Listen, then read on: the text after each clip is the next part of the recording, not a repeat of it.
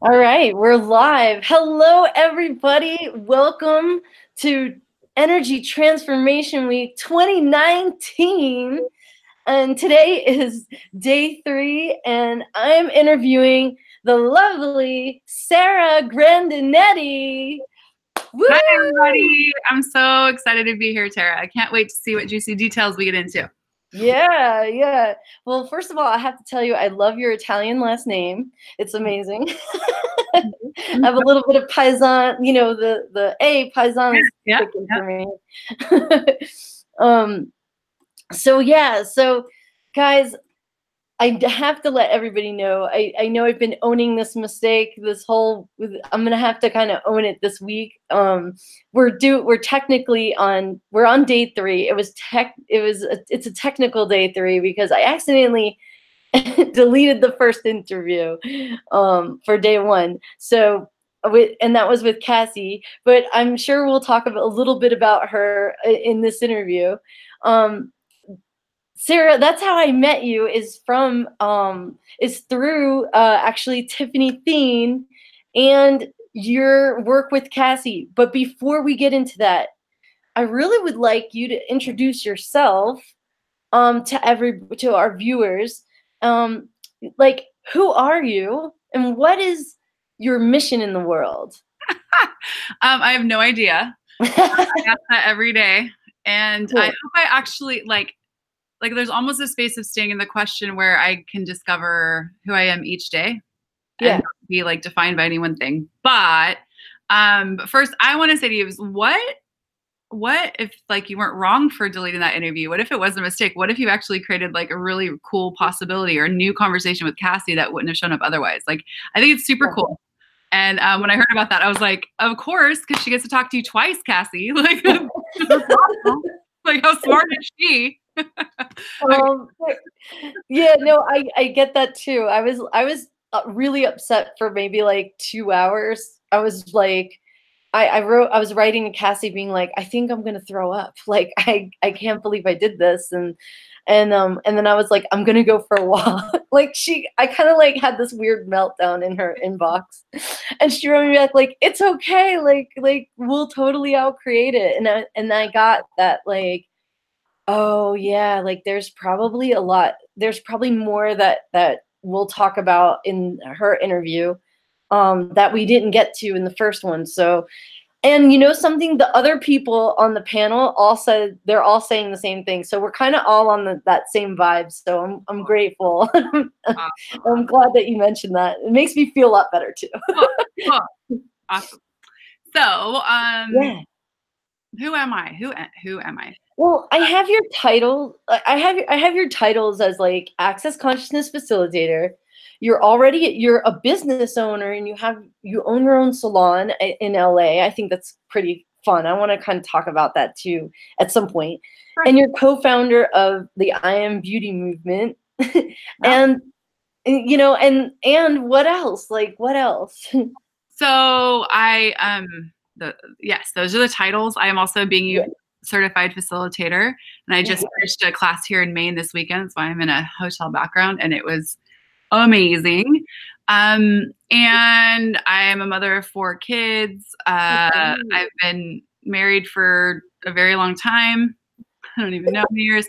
And basically, what do I want to contribute is more consciousness and watching people open doors that they previously had decided were like glued, locked, totally shut to them. And so anywhere that I can help create that with the access consciousness tools is like, my target, no matter how big or small the door. If there's just a crack in their reality as they've seen it as solid, then I've contributed what I can to contribute. Cool. Well, I know that probably won't happen at all on this interview. No, I'm just kidding. Gosh, like I've seen you were on the news in Maine yesterday, right? Like I saw you posting stuff, and you were being interviewed yesterday.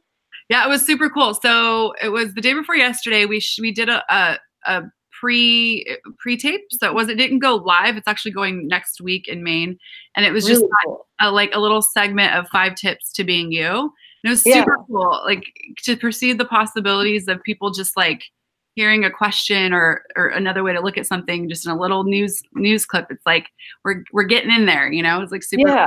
it's super fun. That's awesome. I've never been to Maine, so I see the New England group being, you know, all their posts and stuff, and I'm always like, I think I want to just take a trip up there just to see what it's like. Yeah, they're huge creators, and a huge shout out Yeah. to Sarah Healy, one of my hosts that created the connection by just asking a question of what's possible. Because when they first talked to her, she was like, they were like, I don't know how we could fit this into a segment. And she's like, well, what about this? And what about this? And what else is possible here? And she totally created it just by asking a question. Super cool. That's so cool. Note to self, because I know, well, we'll talk about this a little later, but I know that you're, I'm hosting you guys in New York in June. So I'm kind of like, ooh, like, how was that created? So, and what can we create in New York City, you know? Yeah. So, you know, here, this Energy Transformation Week is all about the people that have been on this panel's transformation story, right? You know, like there's usually, what I've noticed is that there's usually some sort of a pivotal moment that someone kind of sees like, oh, wow, I am different. My life is going to go in this direction versus what the status quo is. Or there's some sort of questioning, or there's just some things that lead you to a path where, you know, you start to get like, I have these gifts and I need to go this way now. And I need to have that as my reality. What is that like?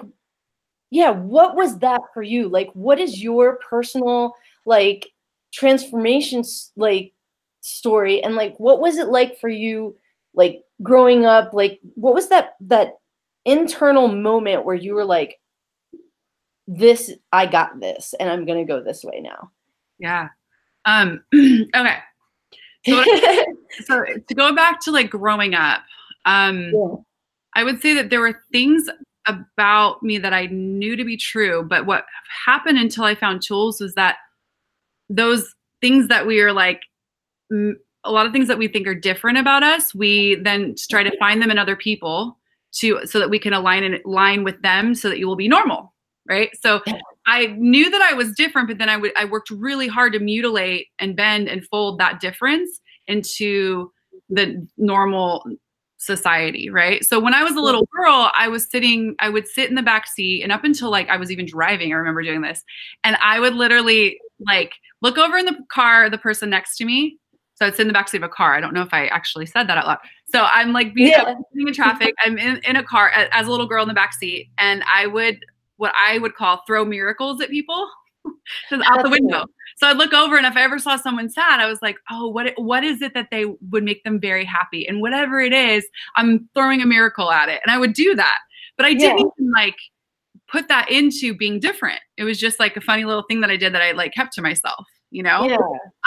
And then going through life, I had an ease about like achieving the things that I desired, whether it was a job or being on a sports team or running for class office or like whatever that was. Like there was an ease that I created with. But again, I would look around and be like, but I'm sure everybody's like that. I'm sure everybody has that thing. So where do we all kind of look at like our personal magic that's different than anybody else's ever on the planet, that is here right now on any continent? And we diminish it by saying, you know, oh, but I'm sure they have it, or I'm sure it's not that great, or like whatever. And what happened for me was, so my brother chose Access Consciousness 18 years ago. And he said, hey, why don't you come along and play? And I was like, no, like I'm going to use the tools over here and you can share them with me, but I'm not you. And I don't have the thing that like you have, or whatever I was comparing there to. And so I stayed in the background for a really long time, and I would go to Access classes and I would like take the tools, and then I'd go home and I'd apply them to my family and maybe a little bit in my life. And then, you know, just continued to go on with like the life that I had created, because I really thought that hit, like, I was a salon owner. I had like a marriage that was working. I had, 4 beautiful children. So, I mean, Yeah. what else does a girl want, right, Tara? Like, you've got it all at that point. Oh, the 4 kids. Yeah, totally. Just kidding. Hey, I don't have kids. I'm not married. I'm just like, but we have very different lives. But like I don't know. I see what you've got going on there. I think it's great. You have an Italian husband. I'm just messing around. I kind of like Italians. Yeah. But wait. There was something that you said. I kind of wanted to like back up just a little bit, and it was that you mentioned like when you knew you were different, right? And then like, so I just wanted to throw this in there, is that like, for me, I thought like we all knew this big secret that everybody was all keeping. Like we knew that that there was so much more, and that everybody was just pretending all around, it was kind of like something like that for me. And I was like, why doesn't anybody ever just like say anything about this? Like, I didn't realize that there was such a difference in going like with people who have capacities versus the ones who choose not to even look, right? Right.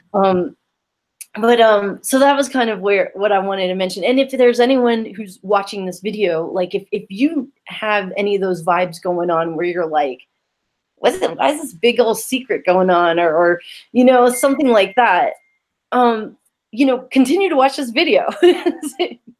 Something may unfold for you. Totally. Right. Yeah, I would say that that secret vibe is where like something else should be possible, but no one's ever taught you how.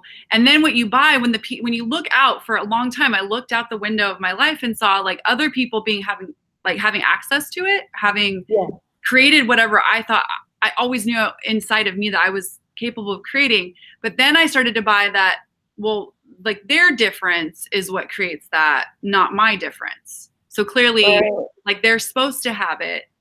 And what my barometer for changing the world is just less than theirs. Like I like, haven't gotten it yet. So I must not be a chosen one or whatever that is. And I'll just do my best here in this life and force myself to be satisfied. Well, like, what was it for you? Like, what was the moment? Because I'm in the last couple years, like I've seen you step out and like create some a movement like online and like with I Am Beauty, and like what was it in you that you were just like, oh damn, like it's on, like let's go. Well, it was actually a crash down of the financial reality within my home. And it was one of those things where I was giving everybody else the keys to the bus to drive, buying everybody else's power and potency is greater than mine, and not putting me into the creation of my life. Like, so I was creating my business, but my business partner at the time, who's no longer my business partner, was running the finances. I was creating my life at home, but my husband was running the finances. And what turns out to be, I have a dynamic ability to create money and to create possibility, but I wasn't willing to look at it as valuable. So when everything crashed down, I literally was like, okay, like it's up to me. I can't wait on anybody else.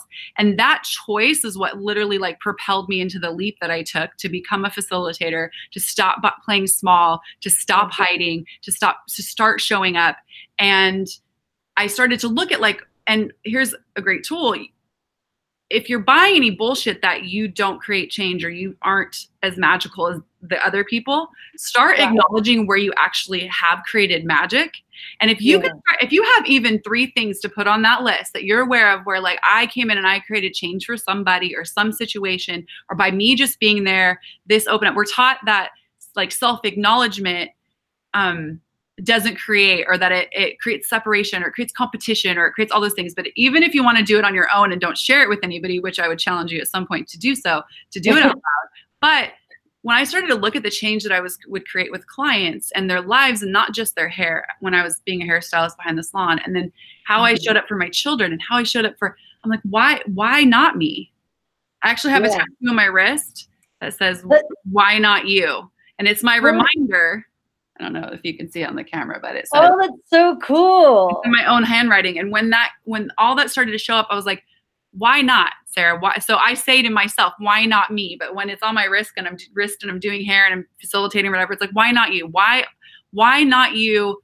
And when it comes to who's going to change the world, why not you? And I started to be like, oh, okay, cool. Someone's going to get out there and do it. Someone's going to get out there and change the world. And it really just takes the choice to realize like that person could totally be waiting. The world could totally be waiting on you to show up. Yeah. And so it literally was like a leap off a cliff. And I was like, I'm not living in this reality anymore. I'm not living in this financial reality anymore. I'm not having this life where I have to like force myself to be satisfied with it. And then knowing that there's greater is another thing. I think a lot of us walk around with the knowing that there's greater out there, and it eats and it aches and it's whatever, but we don't know how to create it. We don't know what tools to use. And that's, I love the tools of access consciousness. That's so cool. Well, you know, and that leads me right into like so it's one thing for you to have like and I'm just like gonna say for people, but this interview is with you. So it's one thing to have like that epiphany and to be like, okay, I'm gonna go for it here. And there's you know, we can use the tools for ourselves and create magic for us and the people around us. But now what's the inspiration for you, like personally, like what fuels that desire for you to transform other people's lives? Like it's because it's not a normal thing for people to wake up and be like, I'm going to go change everybody else's lives and make things better on this planet. You know, it's really not, that's not a normal, that's out there. That's not a normal thing. No. So what is that for you? And is it something that you can put into words here? Yeah. I like to speak an analogy a lot of the time. And so when you asked me that, it was like, so how often do you see a really good movie and you go, oh my gosh, you have to see this movie, right? Yeah. Or try a new restaurant and you're like, I had the best, you know, filet mignon at this restaurant. Like, you've got to try it out. And you just like are the walking, talking Yelp ad, right? So for me, it started out with being like, oh my gosh, like I've had these tools available to me for so long. And I was just barely like, I was just on the appetizer list, Tara. I was just kind of like playing a little bit, like not diving deep, buying everybody else has the magic and I'll just use the little. And while I had created a great life by this reality standards, it wasn't changing the planet. It wasn't changing the world. It wasn't contributing to more consciousness on the planet in the way that I finally got that I was capable of contributing to. Yeah. So the desire to see someone else choose it really means that I get to have more of it because then there's more of it on the planet. It really, and then there is a really cool acknowledgement of self and of the magic that's available when you watch someone else choose for them and open up those places and like have more of them. It's like selfishly, it's really awesome. That's cool. And well, when I hear you say that, I hear self-ishly, you know, not like selfish. I mean, I get it. I totally get it. I think it's beautiful. And speaking of beautiful and beauty and like about the salon thing, let me tell you, I have gone to some hairdressers and sometimes I go to a hairdresser where like, yes, my hair is different and it's rocking, but my head's different too. Like you're playing on the crown of that person's head. And it's not with every single one, but I have noticed that there are some hairdressers that I've been to where I feel better after I visit, you know, not only in the way that I look, but also in a more, there's some where I'll feel more confident and different about like whatever we spoke about. So I get that like that, you know, for any salon owners or hairdressers out there, like what capacities are you using on people that you're not even aware of? And I just like, how does your knowledge, like, so how is your knowledge of, I want to kind of talk about your business savvy, you know, like, because you came to being a facilitator already as a business owner. So how has that experience assisted you with creating now as a facilitator? Like, how do they all contribute to each other? Like, what is it all like now? Because I know you're having it like all like you still own the salon, you know? I do. Well, to go back to like, because you made a comment, and I would love, and just in case there's even one hairstylist that listens to this, you made a comment about how sometimes you go in, you get your hair, the hair might be the same, but like you feel better, you feel different. Yeah. And what I've noticed in my salon business is that the more I get out of judgment of me, of what beauty has to look like, what my clients' projections are of themselves, what their judgments are of themselves, whatever, the more I hold space around my chair that is a no judgment zone, yeah, the better people feel when they leave, the more out of judgment of themselves they are when they leave. The more possibility shows up, even in just conversation. So you have like as a salon or a stylist, you'll get in a conversation. There's like all the negative Neds and the negative Nancys that show up, and they get dumping on you, right? Yeah. And so when you're out of judgment of self, and you can hold space for them to choose something different, even the conversations change. And negative Ned is like all of a sudden, positive Paul. I don't know. Anyway, and so that changed my business in the salon, because I actually like really love being a hairstylist. I really love contributing to people and being in that space. And it made it easier on me and my body, and what I took home with me at night. I didn't have to take all the crap home of all the people I saw that day. I get to release it really easily. Yeah. And so to go on to your next question, as far as how that has created more, I mean, they relate and they totally don't. They're so different. I think I have an understanding of what it is to work side by side with people, very dynamic personalities, see the difference in people and where they excel, and really put your focus on what they're really good at, rather than constantly training people to do it a way different than what is natural for them. A demand for like, so my salon, there's like, I really have created the demand from the very beginning is like no gossip, no backstabbing, all the catty crap that's usually in salons.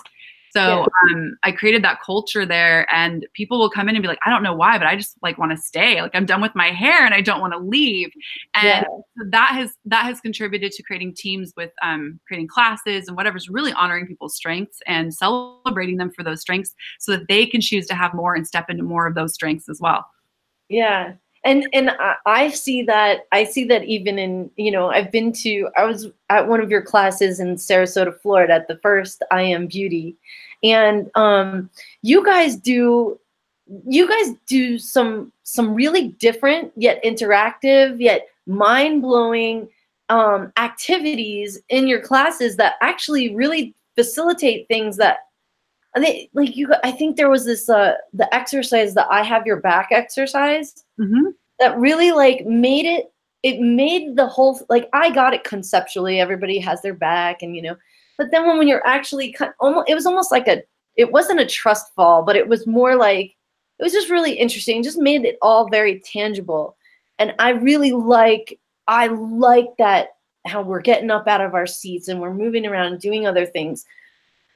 I find the way that you create and the way that you put things out, even in like some of the videos that you created, like with all the kids and the teenagers, it's like you're taking the tools and you're actually putting them into action. And it's like, and it giving like a really cool example of how you're giving like some major examples that like, I find it to be very like, it's almost like you get the information in so many different ways. And I really like your creativity in those kinds of things. It makes me actually be like, oh, I want to work with them. Like I want to do something with them, Well, we are excited to play with you very soon.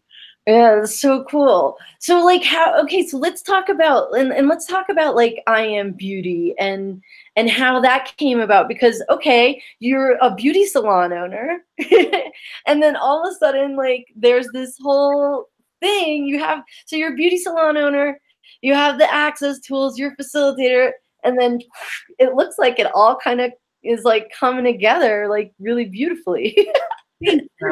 I keep saying beautiful.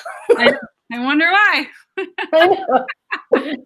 Um, so how that came together, I've just been aware for a really long time in my own life where women sit down or like cut me bangs because I hate my forehead. I've always been told I have a big forehead. Or, okay, can you just make sure that it's long enough to cover my chin? Or like those kind of like those things that people are just carrying around with them and not willing to see the beauty of them, the beauty of their bodies, the space. And listen, we all have it. I still have it. I work on it every day. I'm definitely not coming from a place of superiority. Like I've got this all figured out and I don't ever judge my body or anything like that. I am way more out of judgment than I've ever been in my body, but it's still a choice every day, whether or not I go down that path or not, or if I celebrate my body, if I talk differently to and about my body and stuff.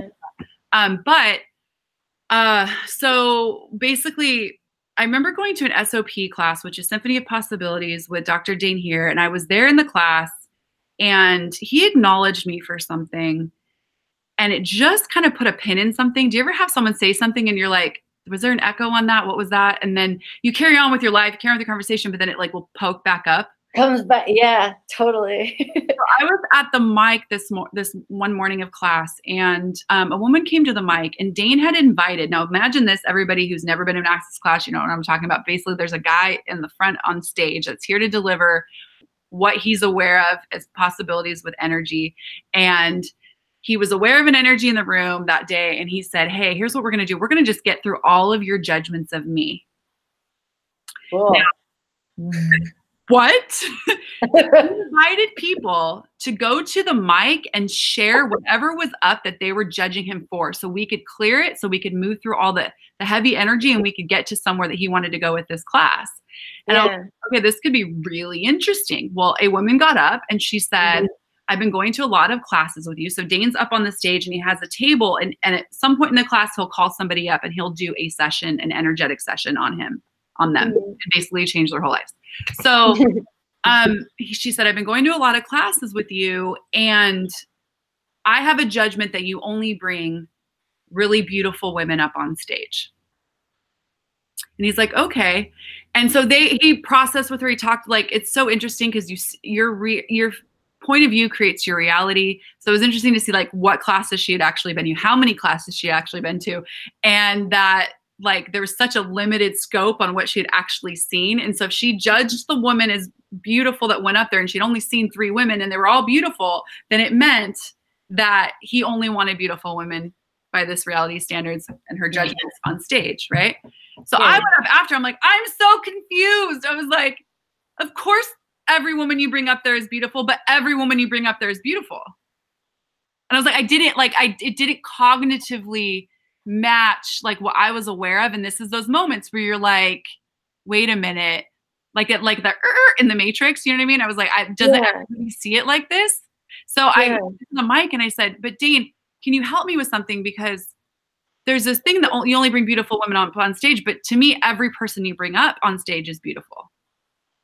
And I'm like, so I don't get it. Like I literally didn't get it. Like a kindergartner, like trying to learn, calculus. I was like, can you break it down so I get where this is coming from? And he's like, yeah. And he goes, sweet sister. He's like, you have always seen the world and seen people the same way that I have, which is like, you literally look at someone and you see their beauty emanate, whether they're willing to have it or not, outside or inside. Like you look through the eyes of that possibility. And so to put on the glasses of judgment that this other woman was choosing, like I couldn't do this, but it forced me to see what I see that is different. So put a pin in that. A year or so later, or maybe not, no, oh shit, I don't know. I think 2 months later, actually, I went to time and space. I went to facility. I don't know. 2 years later, no, it felt like 2 years. It was 2 months, whatever. We went to facilitators training. Cassie Summers and I got out of training. We're like, hey, let's do a foundation class. Like, what could we create that would really stir the pot to get people to like know us, because we're brand new facilitators, right? And so I was like, what about like a challenge? What could we challenge people about? And I had just seen some similar type of challenge of acknowledging your body on Facebook. I was like, what if we did like around beauty? And then I had said to Cassie, it's like, what if it's like hashtag you are beautiful? Like, we're just going to make sure everybody knows you're beautiful. And she goes, the sneaky thing, and this I will always like praise Cassie for this, was so brilliant. But she's like, the sneaky thing is, what if we did I am beauty and people had to write I am beauty and see it everywhere, that when they read it, they actually heard it, that they were, Oh, wow. right? And I was like, Yeah. badass. So Yeah. we created a 30-day challenge, and with the idea, Tara, that we were going to promote our first foundation class. Yeah. And like overnight, there were like thousands of people on Facebook, you know, and like we're like, what just happened? It was just crazy. It just created this like movement. And so we did a couple other like follow-up challenges, and now we wrote a class. Yeah. And then now coming up this year, starting in April in Vancouver, we're having our first 2.5-day class, which then is going to create facilitators, and we're like launching that of this content. So it's just crazy that when you have an awareness, if you really just follow the energy, not knowing what the outcome is, don't project about like what you think it has to look like, because you'll limit it, but just being like, okay, cool, let's do this and see what it creates for our foundation class with like the bigness of it. And it just, exploded into like greater possibilities than we could imagine. Yeah. Well, that's so awesome. I remember that Facebook group. I jumped in that and I was like, oh, this looks like fun. And it was like all of a sudden, and it kept growing and growing and growing. So like that must have been so awesome to like experience, you know? So yeah, I'm really excited to have you guys and be with you guys again in New York. I want you guys to come to New York earlier so that we can play, but you know, what would it take? Okay, cool. I think we're definitely have gone over a half an hour. I haven't exactly been timing it, but if you wouldn't mind, I do have a few more. Wow, where's my voice going? I do have a few more questions. Yeah, we're good. Okay, cool. And so that is, how can people get in touch with you? Like, what are your website links and what things okay, so we talked about the class that's coming up in New York in June. I Am Beauty. You have one, like, what's coming up for you? How can people get in touch with you? Like those kinds of details. Cool. Okay, so what I would love to say before I tell you what my website is that I had decided like there was like this linear way of creating possibility, and I'm like, it's been all totally, I didn't even know I decided it, but it's all been unraveling. So anybody out there that's like, I have this like awareness of like what I can create in the world, what I can contribute to the world, what my gifts are, what my capacities are, but I have to do A and then B and then C in order to get to D. Like, can you just totally obliterate that and just look at like, what if I jump to D? Okay.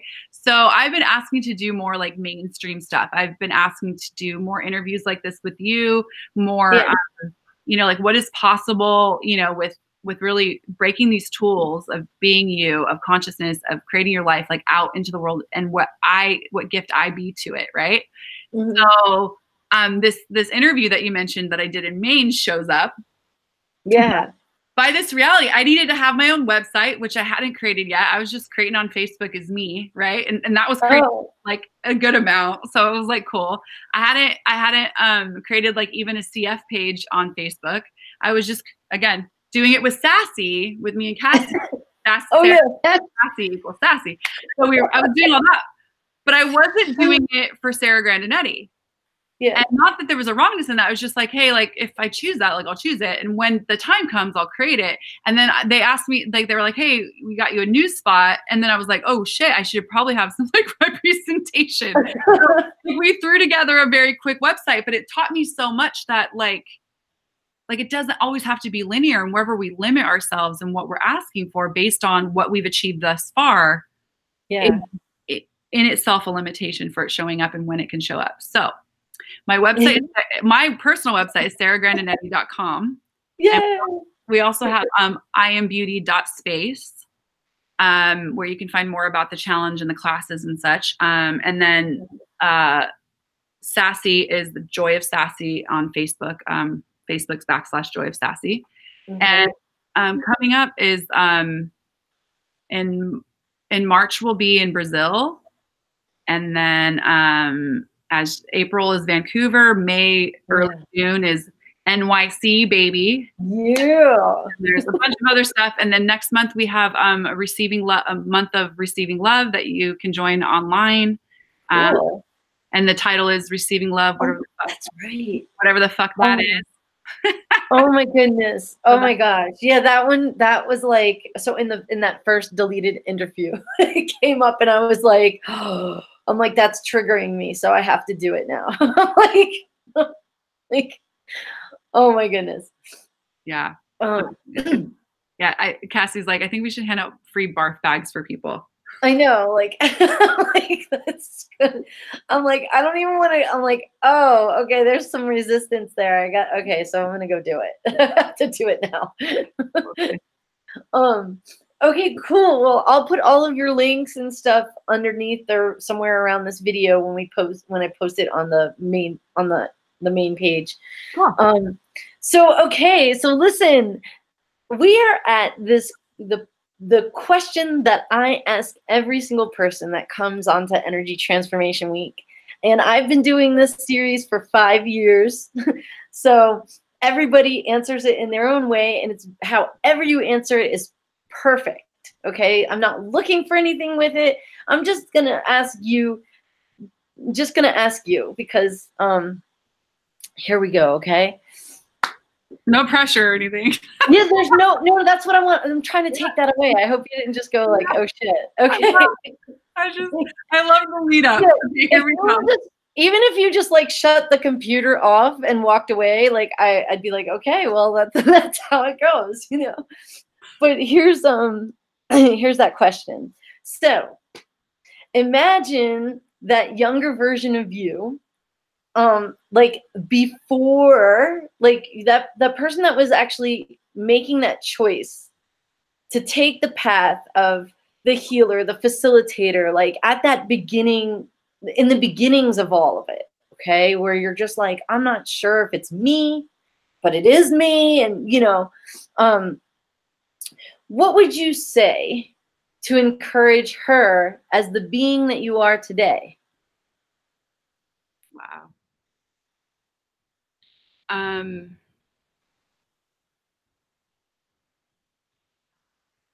When I look back at, so there are like a few poignant moments in my life that I was just kind of like, woo, went back to really quick. I